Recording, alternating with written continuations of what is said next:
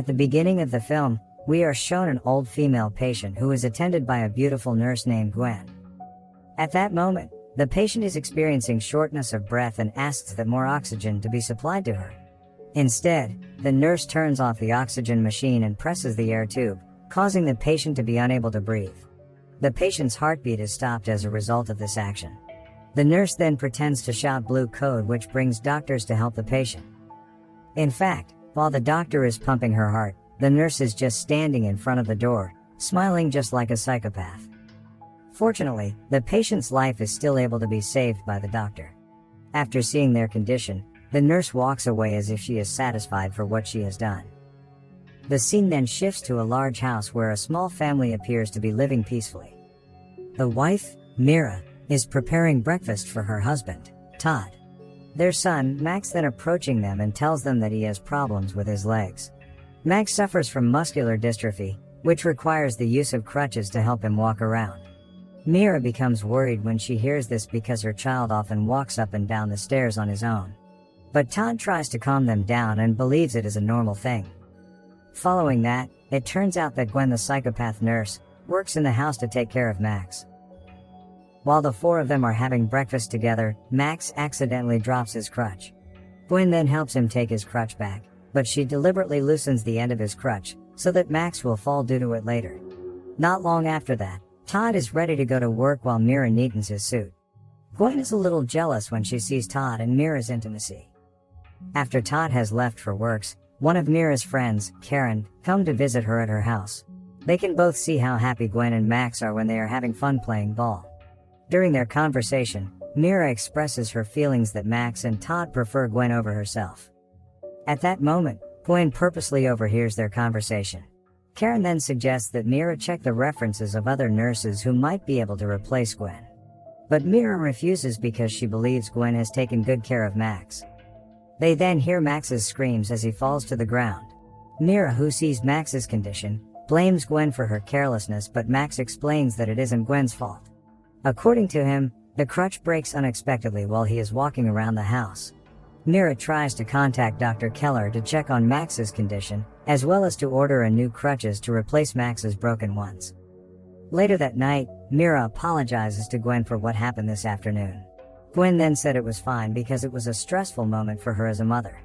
Gwen also make a therapeutic tea for Mira so that she can rest. The next day, Mira joins the community of people with muscular dystrophy. She tells the story of Max, who has been diagnosed this year.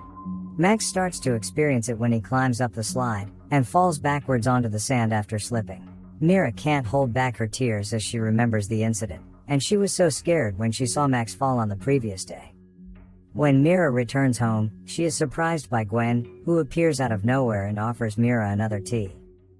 While Mira is sleeping on the sofa, Dr. Keller comes to the house to give Max a new pair of crutches. But Gwen doesn't allow Dr. Keller to meet Max.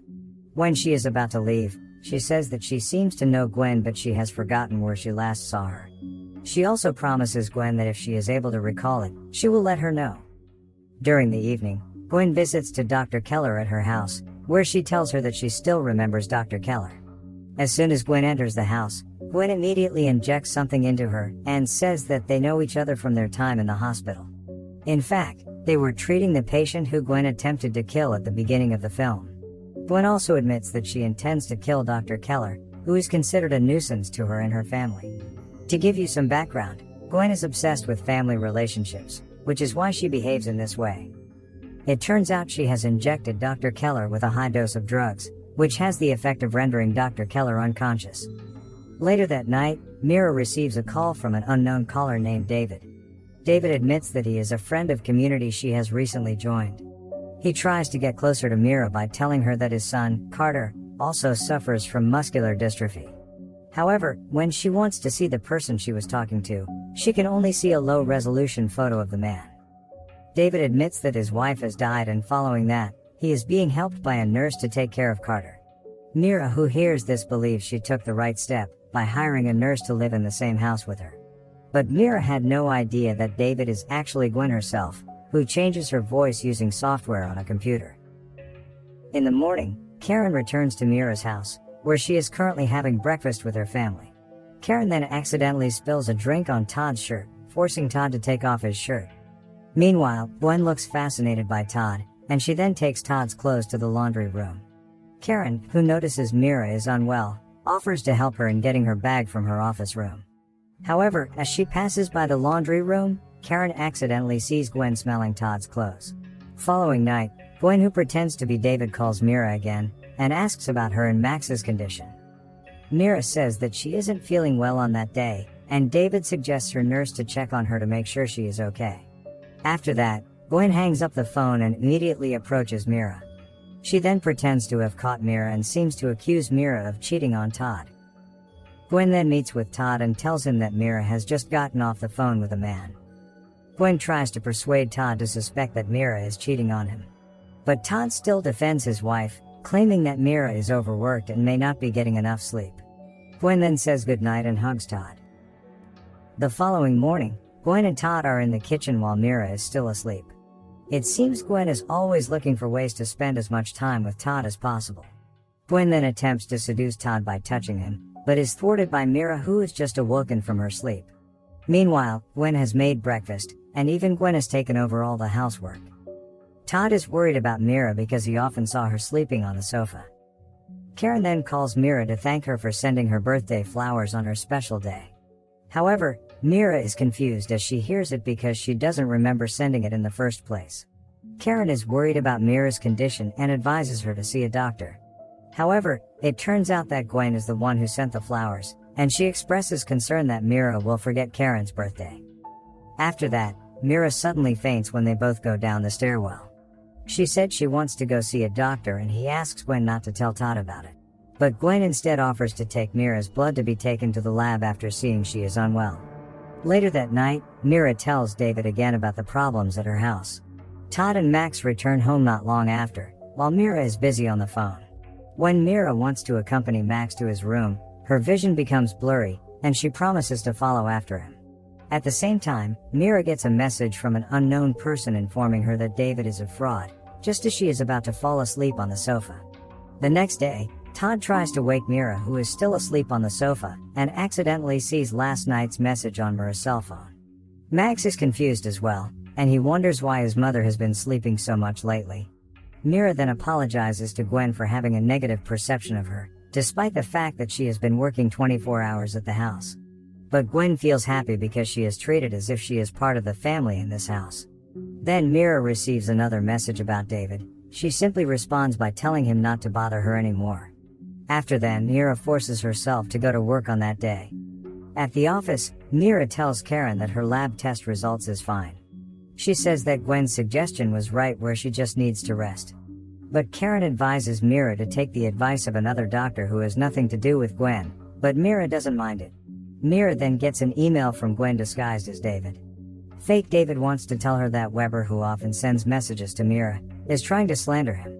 However, the second message tells Mira that her child is in danger, and asks Mira to meet at a cafe. When she is at home, Todd overhears her conversation with Gwen about the person she wants to meet at the cafe tomorrow.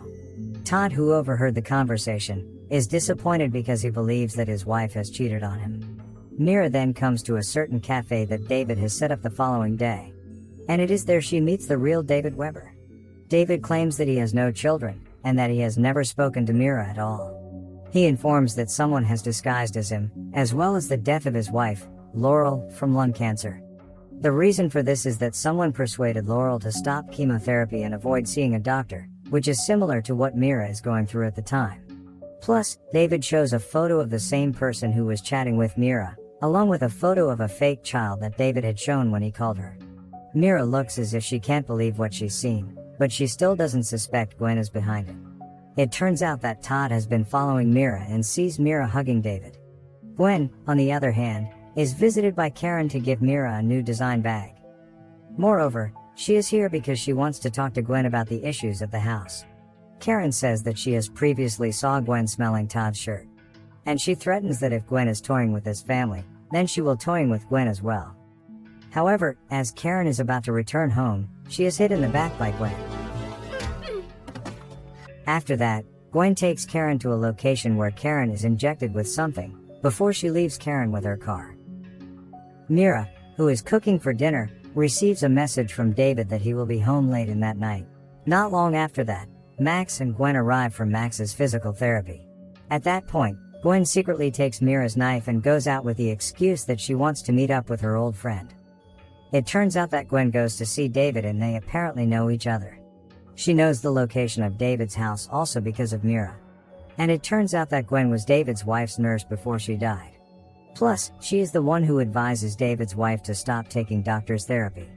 She then stabs David with a knife and pours blood next to David's dead body. After that, she leaves David and brings his bag with her. Later that night, Todd returns home drunk since he's stressed with his wife's behavior. The situation is used by Gwen to get closer to Todd. Gwen takes him to his room, and she starts to seduce him. But Todd seems to still be loyal to his wife when he tells Gwen to leave his room. The next morning, Gwen greets Todd and tells him that he was the one who teased her the night before. Mira, who has just woken up, receives a message from David that says he couldn't sleep because his little guy couldn't sleep either. Meanwhile, on the bottle, there are the words "little guy" written by Gwen. From this point, Mira starts to remember by the fact that David and Gwen always use the same nickname for a child, which is little guy. As a result, Mira becomes curious and throws away the water in the bottle Gwen has prepared. She then found that there is medicine powder inside the water bottle. After that, Mira goes into Gwen's room, where she found a book that discusses the use of toxin in medicine. Mira also found several medicines hidden under the bed. She immediately rushes out of Gwen's room, as she realizes Gwen has returned to home with Max. Gwen is surprised that Mira is awake so early, despite she should still be sleeping. Mira then tries to find out about the drug Gwen has given her. But Gwen suddenly comes with a drink for her and advises her to get plenty of rest. Following that, Gwen and Max will be returning to the clinic for physical therapy. Mira suggests to skip physical therapy on that day, but Max doesn't want to because there is football game in his therapy place. After they have left, Mira returns to Gwen's room and records a video of what Gwen has done to her. She then gets ready to leave while calling Todd. Mira says that she already has evidence against Gwen that she has recorded, and she wants to report it to the police. Unexpectedly, Gwen has returned home, and it seems that Gwen already knows that her actions have been revealed. Mira wonders where Max is, and Gwen immediately takes her to meet Max. When they are on their way to Max's place, Gwen tells the reason that she did all this because she was never treated as a family by the patients she treated. And all she wants is to have a happy family like Mira, which she can only achieve by getting rid of Mira from there. Todd, on the other hand, returns home and looks for Mira right away, but all he found is her cell phone. Todd then checked the video that had been recorded by Mira as evidence. When they arrive at a house, Gwen admits that she has killed people who have disturbed her family, such as Dr. Keller, Karen and also David. When Mira knows this, she immediately looks for Max, only to find out that Gwen has lied to her. Gwen says that Max is still in therapy, and she brings Mira to the house only to finish her off. Plus, Gwen reveals that the knife used to kill David has Mira's fingerprints on it, since Mira was the last person to use the knife. As we've seen before, the blood that was spilled next to David's dead body was also Mira's blood, which had been asked to be taken to the test lab. Mira, who hears this, tries to run away from there, but she is blocked by Gwen. In the end, they are forced to fight each other, which Mira manages to survive by giving a teapot blow to Gwen. As a result, Gwen finally lost consciousness and Mira immediately run away from the house with her car. Honestly, the ending for this film is rushed, as the film only ends with Todd, Mira and Max reuniting as one family. It is not known what happened to Gwen after everything she has done.